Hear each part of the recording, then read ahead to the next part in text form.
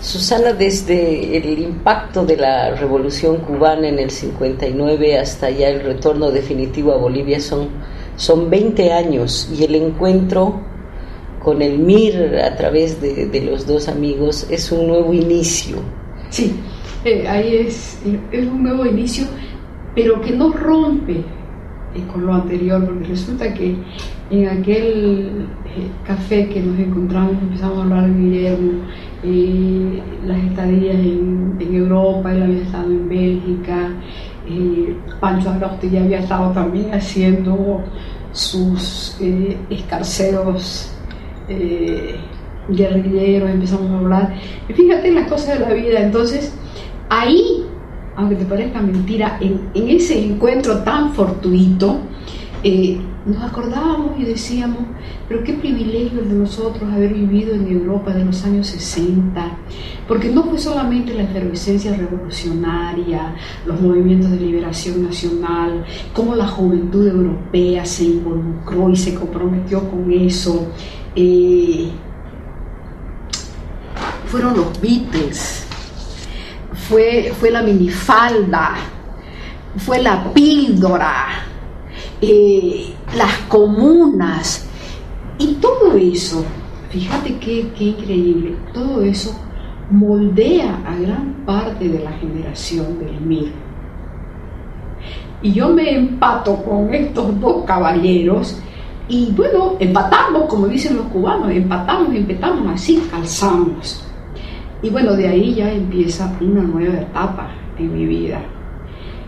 Y siempre tuve el conflicto de o me dedico definitivamente a la militancia política, o comparto la militancia política con la necesidad que yo siempre he sentido, las ganas que siempre he sentido de seguir estudiando, de hacer academia, de investigar, de escribir.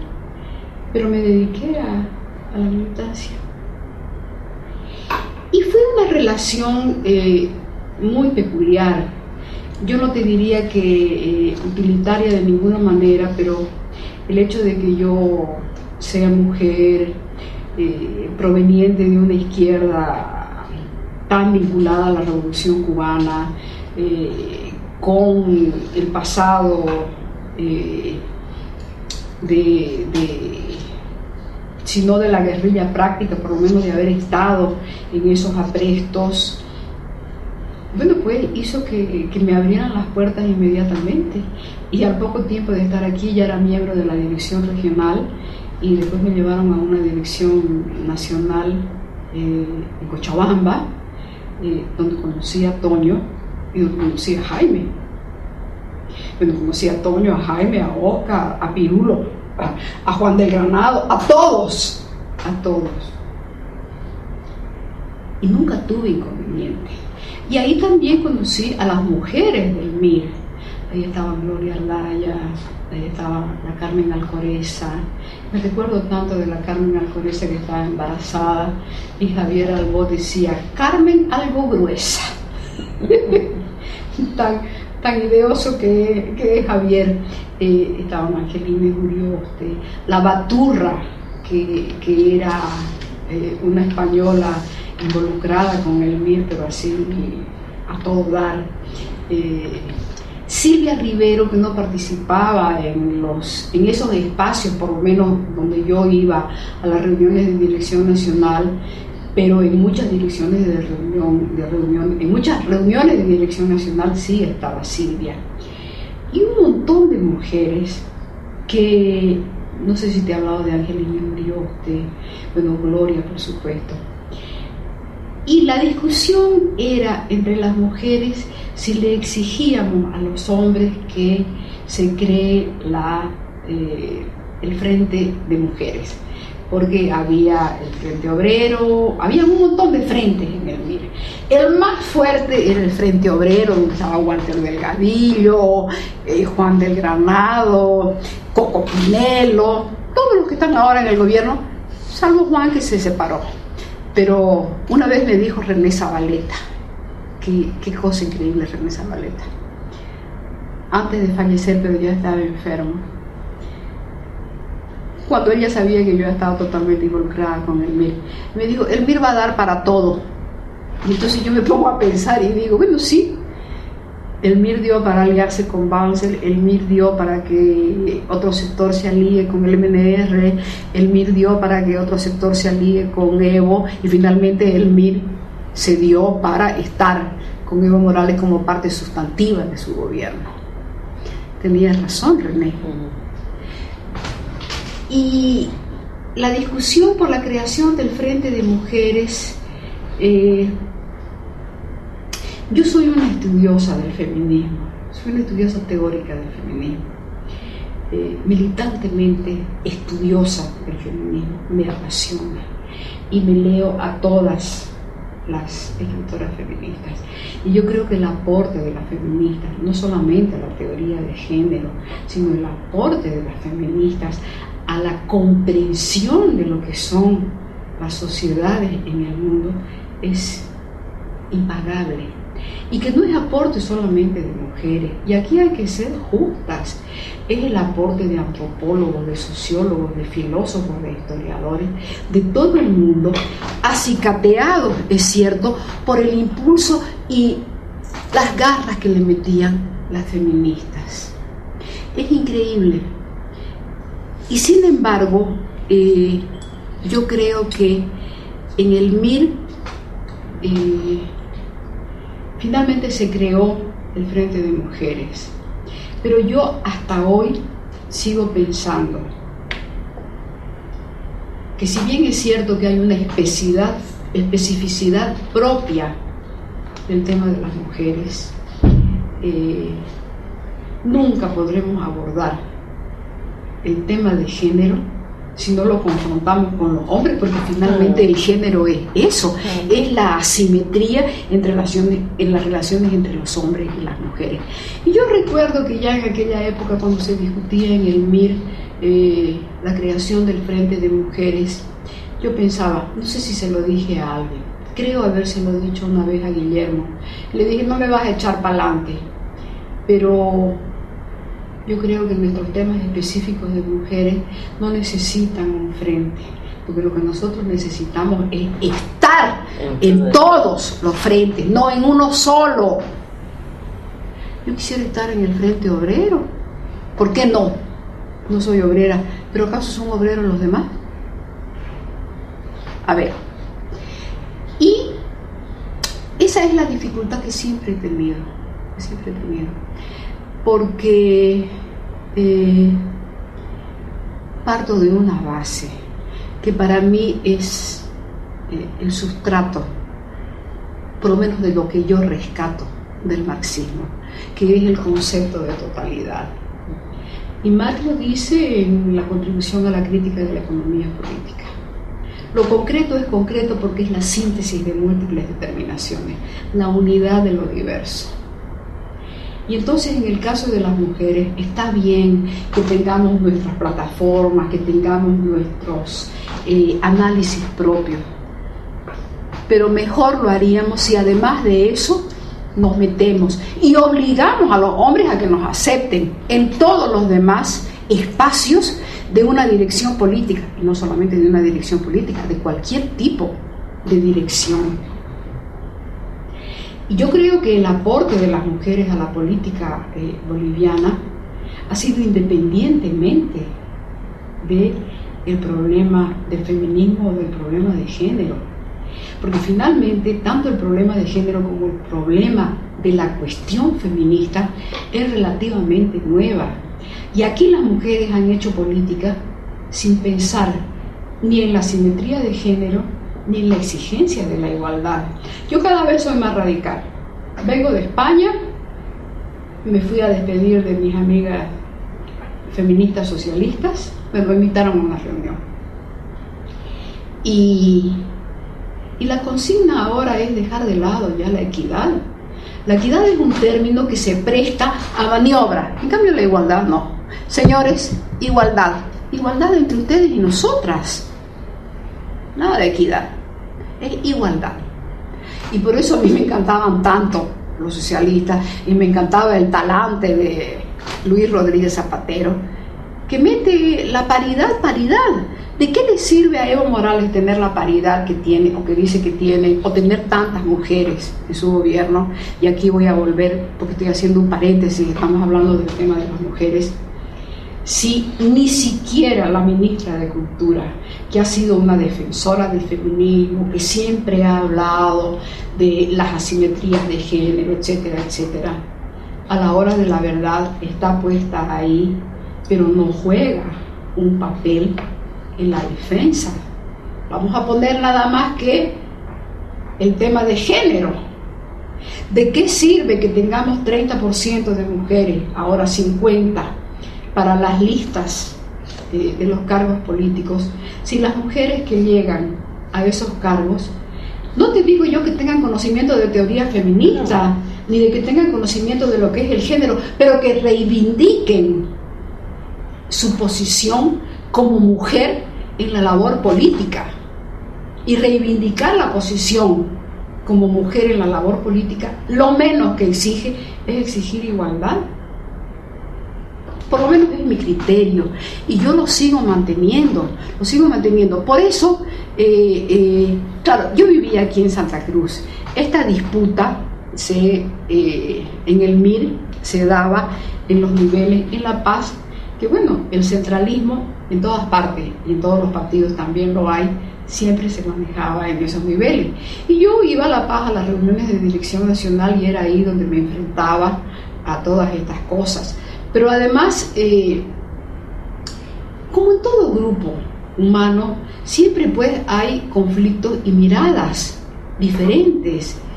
Y el problema en democracia, en dictadura o en lo que sea, es no tener la capacidad de escuchar al otro diferente.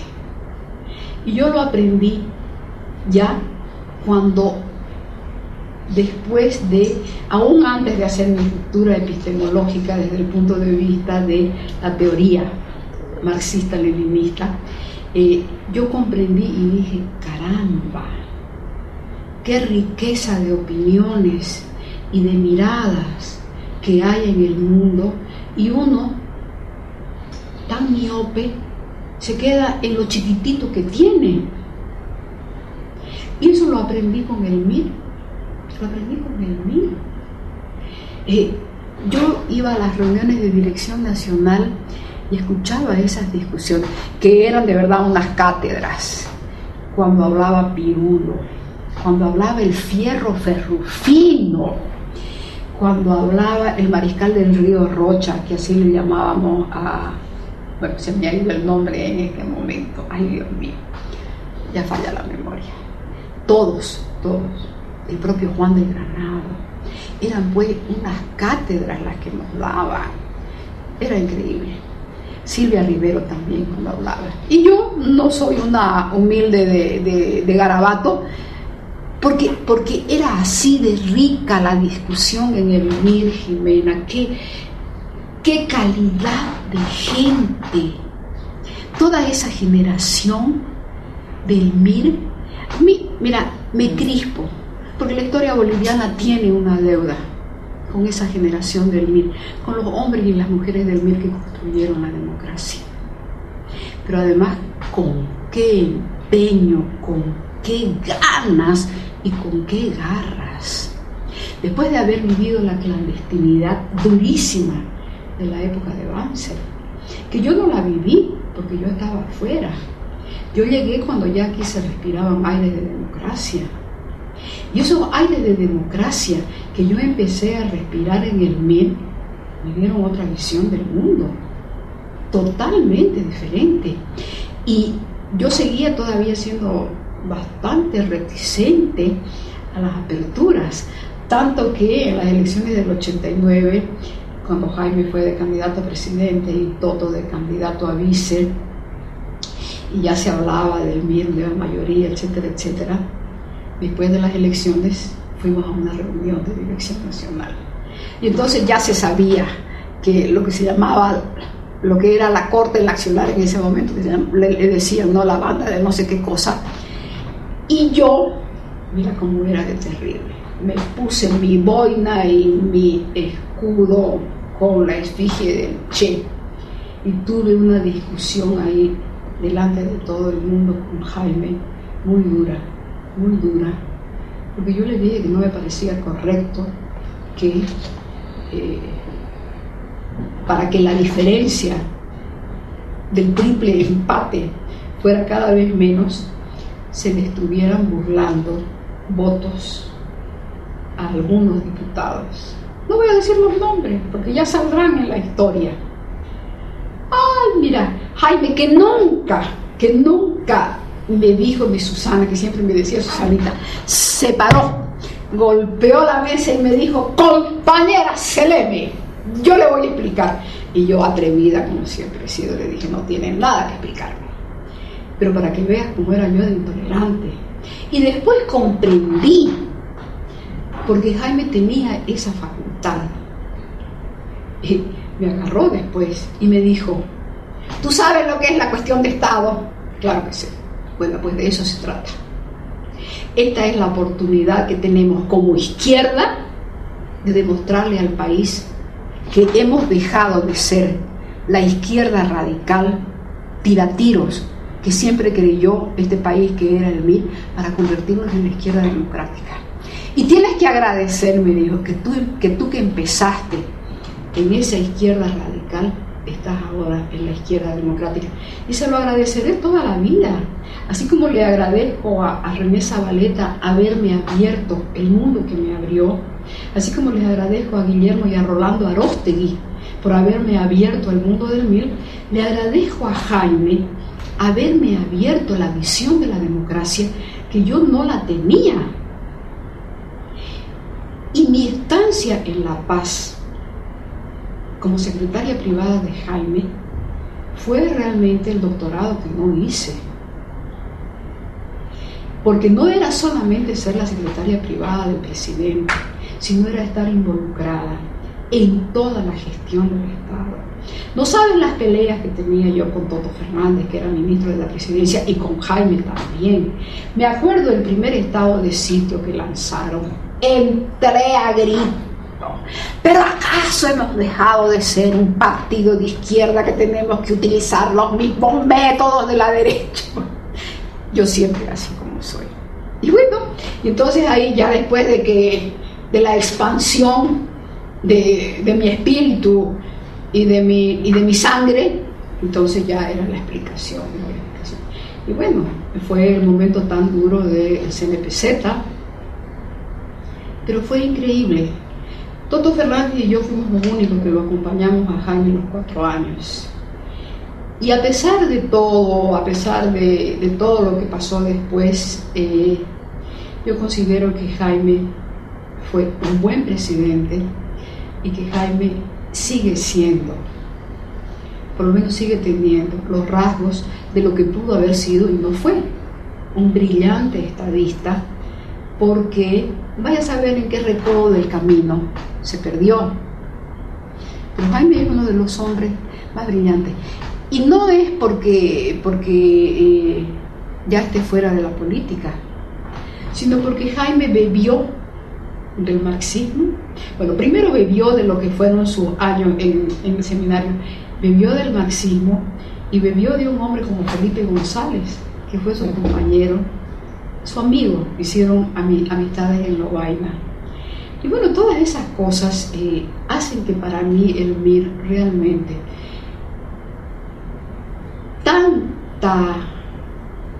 tanto juicio negativo contra el MIR, porque cruzó los ríos de sangre para que después el MIR siempre dio un paso adelante, aún cuando todavía no estaba el periodo democrático y cuando ya se discutía en Bolivia si había que ir a las elecciones o si había que convocar a elecciones para terminar la dictadura de Banzer.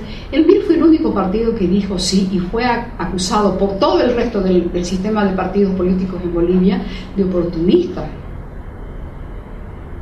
Y sin embargo, date cuenta qué mirada de largo plazo la que tuvieron. Y cuando se hizo el acuerdo con Banzer, que yo me opuse pues al principio, ¿cómo no me iba a oponer? Pues si yo era una sectaria intolerante de primera, Me peleé pues con todo el mundo.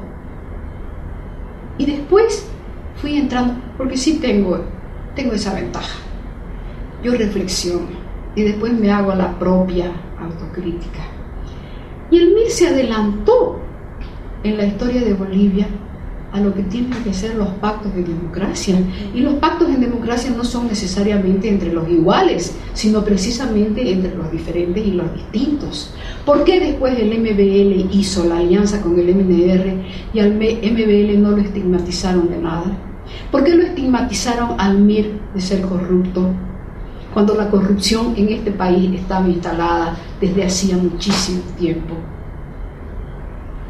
Esos son detalles que yo aprovecho la oportunidad que me dan ustedes para dejarlas en esta biblioteca virtual, para que los jóvenes empiecen a mirar esas otras cosas de las que nadie ha hablado ni está hablando. ¿Qué pasó al interior del MIR en todo el periodo entre el 79 y el 89, la llegada al gobierno como cabeza, como partido? Está el gobierno de la UDP, en el que el MIR juega un papel fundamental. ¿Dónde estaba Susana Seleme en el momento? ¿Todavía trabajando aquí en Santa Cruz? No, pero yo pues me fui, claro, porque antes de la recuperación de la democracia en 1982 está el golpe de Estado de García Meza, que también marca un hito. Y ahí es cuando la cuestión democrática a mí ya se me hace carne. Porque estuvieron las campañas electorales del 79, la campaña electoral del 80. ¿Cómo trabajábamos aquí en Santa Cruz? ¿Cómo trabajábamos? Porque aquí en Santa Cruz éramos un poco menos que la peste. Proveníamos de la izquierda. Y esta es una sociedad conservadora, lo cual no quiere decir nada del otro mundo. Tan conservadora como Santa Cruz es la sociedad paceña o la sociedad chuquisaqueña, por favor. Pero abrirse camino aquí en Santa Cruz, un partido de izquierda, donde el monopolio político lo tuvo el MNR, era mucha hazaña. Sin embargo, el MIR se fue abriendo. Yo soy parte de esa apertura. Del año 78, cuando llegué y me involucré en el MIR. Y lo que hacíamos nosotros aquí en Santa Cruz era ya combinar la idea del partido de cuadros y del partido de masas. Yo daba lecciones de marxismo a toda la militancia de base y me las ingeniaba para ser didáctica, para que la gente me entendiera y les explicaba. Volvió la maestra de Yacuiba. Sí, porque me encanta. No soy catedrática en las universidades, porque ya nunca me quise involucrar, porque me desgasta mucho.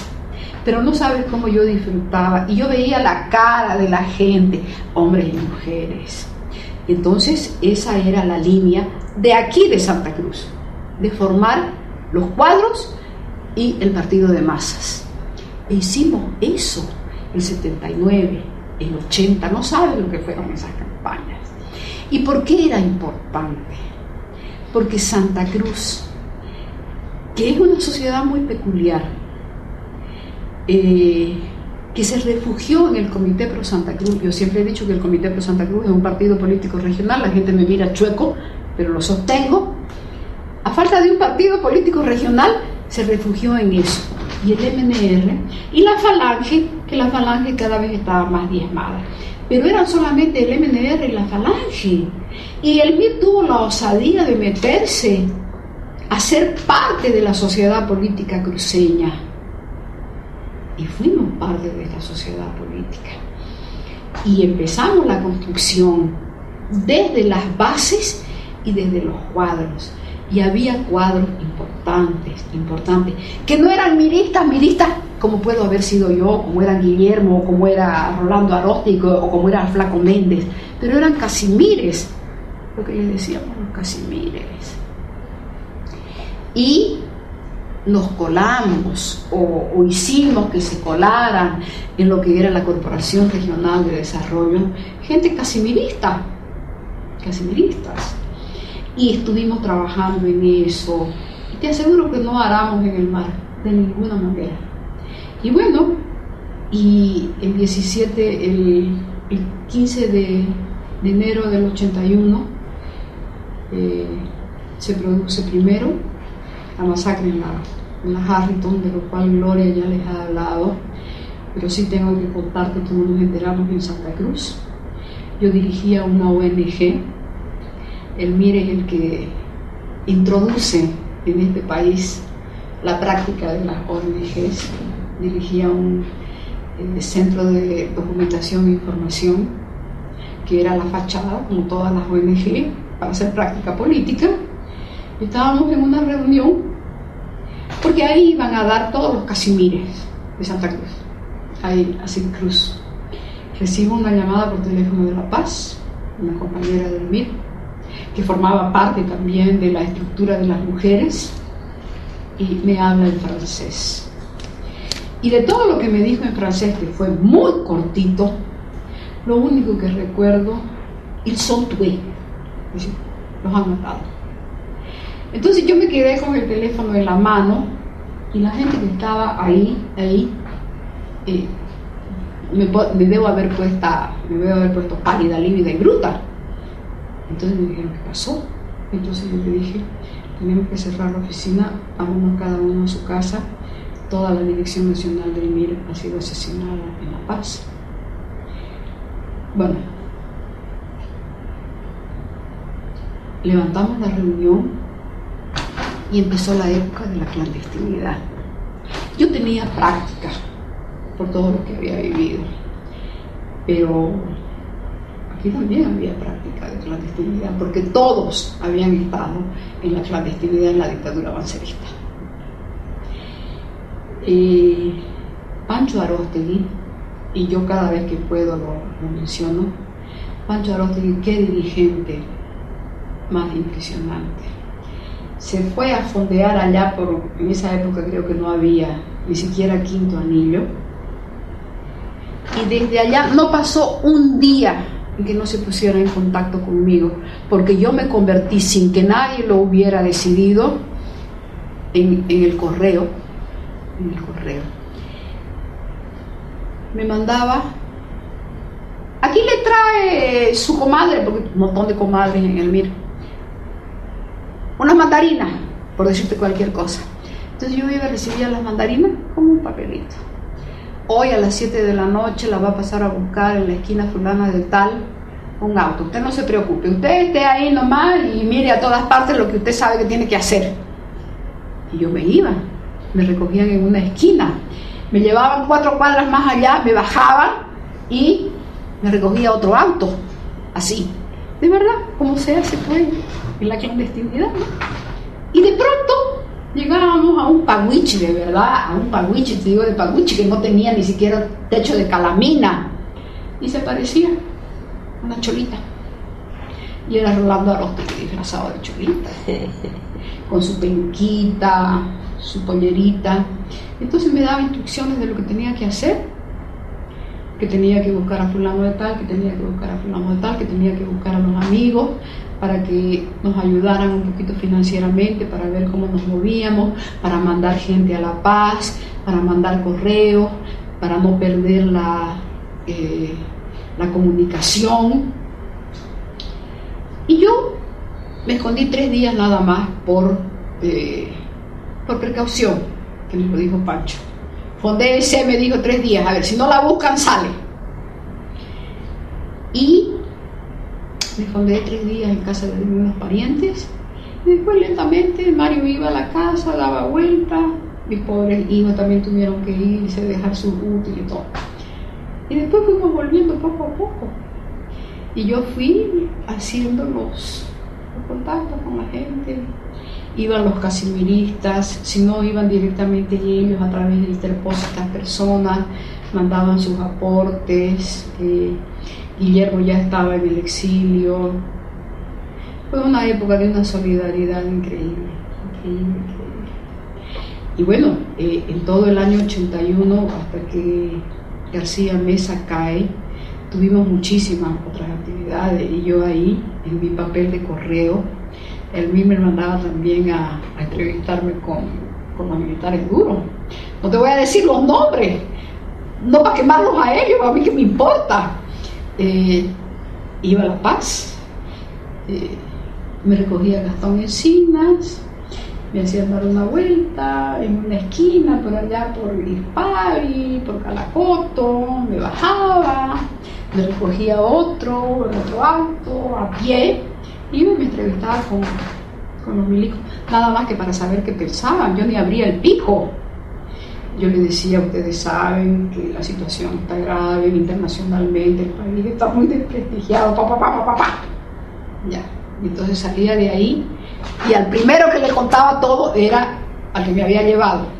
En 2 oportunidades fue Gastón Encina, en otra oportunidad no me acuerdo quién fue, pero bueno, así.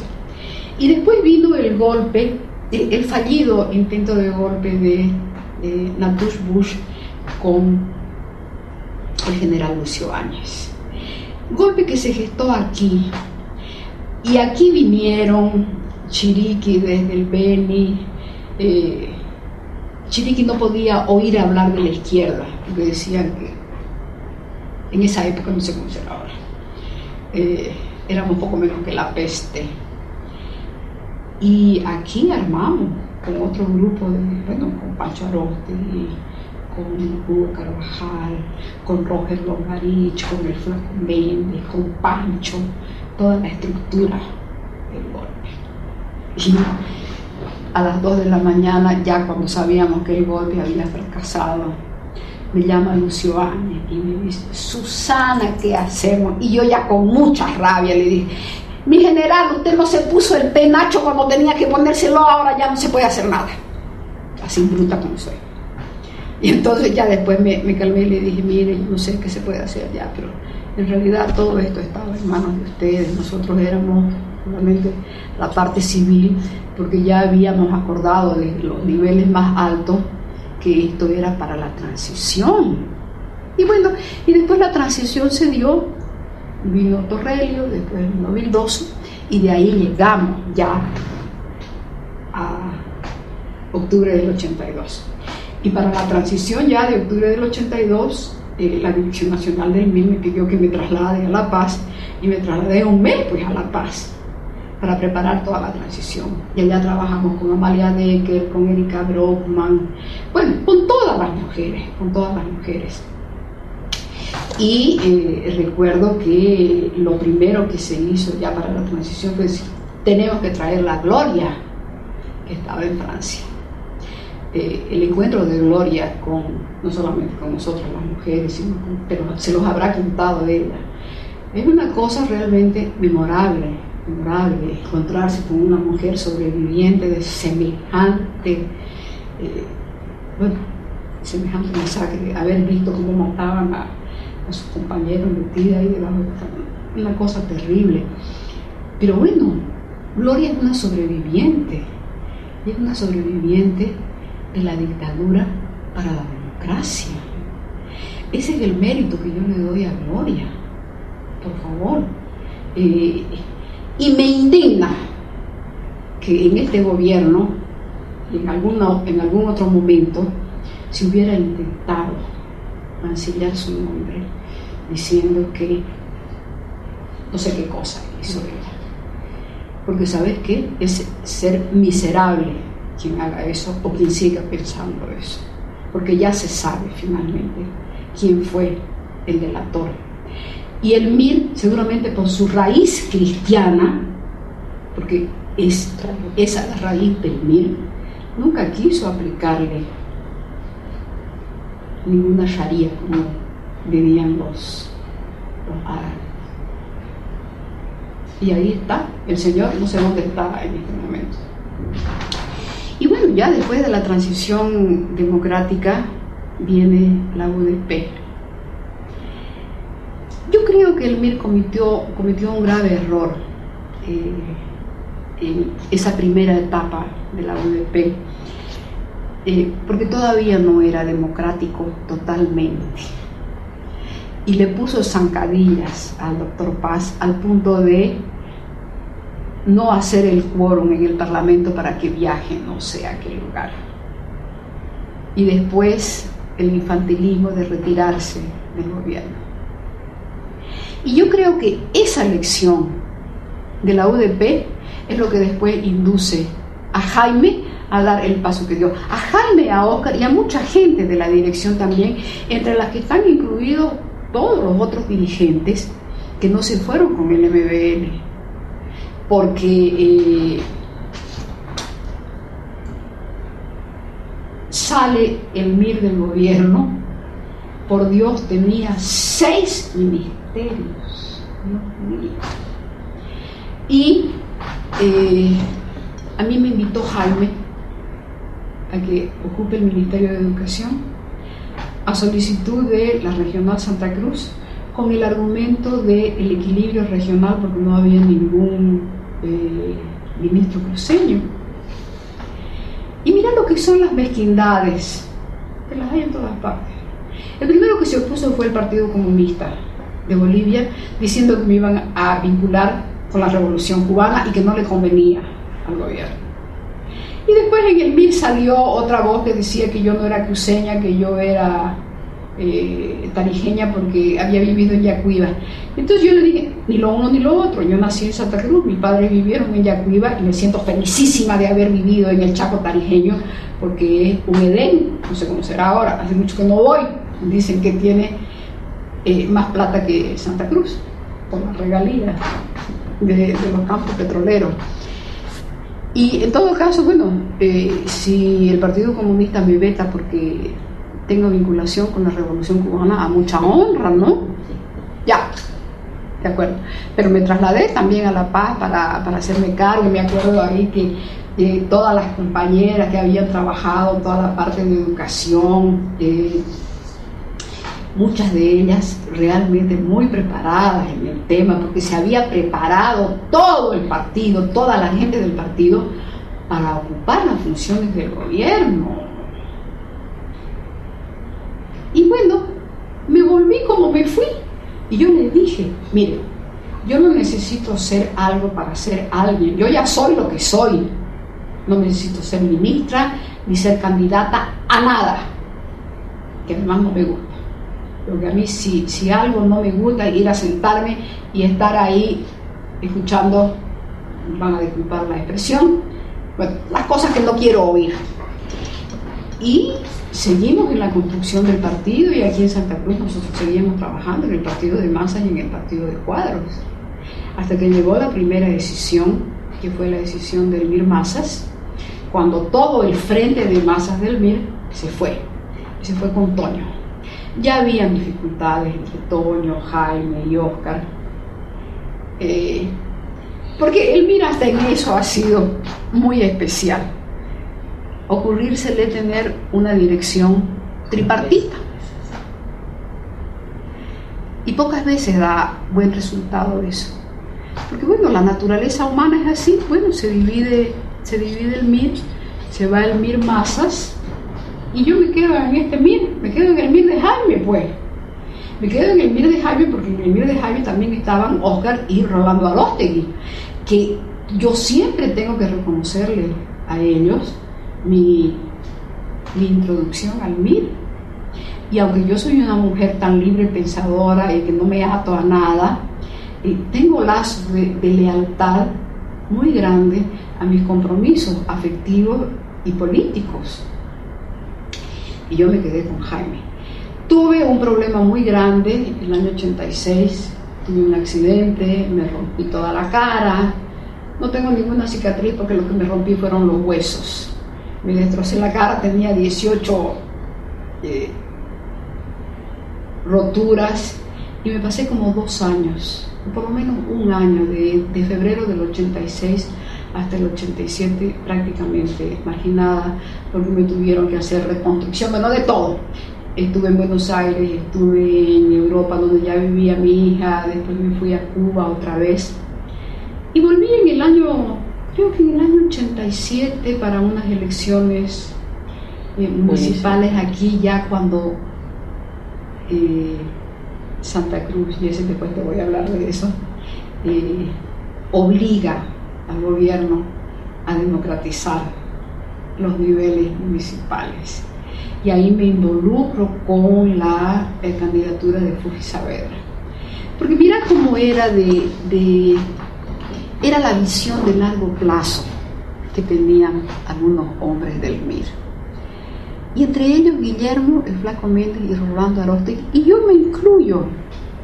Tenemos que sentar reales en Santa Cruz y tenemos que buscar un candidato de la clase media, y si es Julito Blanco mejor, para que vaya como representante del MIR, aunque no sea militante del MIR. Y así lo pusimos, así, bueno, Fufi aceptó, Carlos Saavedra Bruno aceptó ser el candidato. Me involucré, por supuesto, en esa candidatura, después fue presidente del consejo también, y así fue transitando todo ese periodo. Y la verdad tengo que decirte que mi relación con el MIR en La Paz era cuando asistía a las reuniones de dirección nacional, o las relaciones que podía tener con Jaime cuando venía aquí a Santa Cruz, pero aquí es donde yo construí mi militancia en el MIR, y aquí en Santa Cruz, paralelamente a mi militancia en el MIR, donde empiezo a desarrollar mi identidad cruceña. Ya desde esa época, me acuerdo que en el año 85, cuando yo dirigía el Centro de Documentación e Información, escribí un artículo en colaboración con Mario Arrieta, que ya falleció, y con Guadalupe Ágrego, que sigue siendo catedrática en la René Moreno, sobre el mito ideológico. Porque yo les dije desde el primer momento, aún en la ONG que yo dirigía, teníamos también nuestro grupo de análisis y de reflexión teórica, que es lo que a mí me gusta, y entonces yo les decía que en México había estudiado el mito en la política y que me había empatado. Bueno, me lo dieron de bibliografía, un librito que se llama precisamente El mito ideológico, y yo entendí ahí lo que era la construcción del mito, y escribimos ese articulito en el año 1985. Yo todavía era de una ortodoxia apabullante, pero me quedó el bichito del mito y seguí trabajando la cuestión del mito, y empecé a estudiar la historia de Santa Cruz, que no la conocía para nada, y empecé a estudiar a Humberto Vázquez Machicado, que me dio una dimensión de Bolivia que no la tuve hasta que lo leí a él. Cuando Humberto Vázquez Machicado dice que la fundación de Santa Cruz en 1561 es la fundación de la nacionalidad boliviana, porque es la unión de Oriente con Occidente. Mira, me crispo porque recuerdo el impacto que me produjo esa frase, y yo decía, pero por Dios, ¿cómo es posible que ande tanta gente por este país sin saber estas cosas? Y después leí a Enrique Finó, La conquista del Oriente boliviano, y después empecé a leer a don Hernando Sanabria y a todos. Y ahí, en los años 80, cuando la Corporación Regional de Desarrollo era de donde fluían todas las ideas más novedosas, la descentralización, sembrar regalías en provincias, fue brillante esa época y esa generación. Y bueno, ya en ese momento, desde el Ceres en Cochabamba, con Roberto Lacerna y otro montón de gente, hacen primero un seminario en Cochabamba y después se replica aquí en Santa Cruz, y se edita el famoso libro del poder y las regiones. Y ahí descubrí a otro historiador cruceño, que es Isaac Sandoval Rodríguez, y a Ramiro Velasco. Ramiro Velasco, colísima, pero qué hombre brillante. Y después desarrollé una amistad muy linda con él. Pero yo ya en esa curiosidad que tengo tan enfermiza casi, de seguir escudriñando, me empato con Rodríguez Ostria, de Cochabambino, y ahí leo su trabajo sobre un paralelo que hace entre la cuestión regional de Cochabamba y la cuestión regional de Santa Cruz. Y me voy alimentando de todo eso. Paralelamente a mi militancia en el MIR y a mi idea de la democracia. Todavía no había hecho yo mi ruptura con el marxismo-leninismo y lo tenía ahí en un rincón. Acudía a él solamente para sustentar algunos planteamientos en artículos o en presentaciones de trabajo, siempre con la idea de la totalidad. Ya incorporaba a Gramsci la cuestión de la correlación de fuerzas, el enemigo principal, que ya lo conocía desde entonces, la dialéctica, y así fui construyendo el pensamiento que tengo actualmente.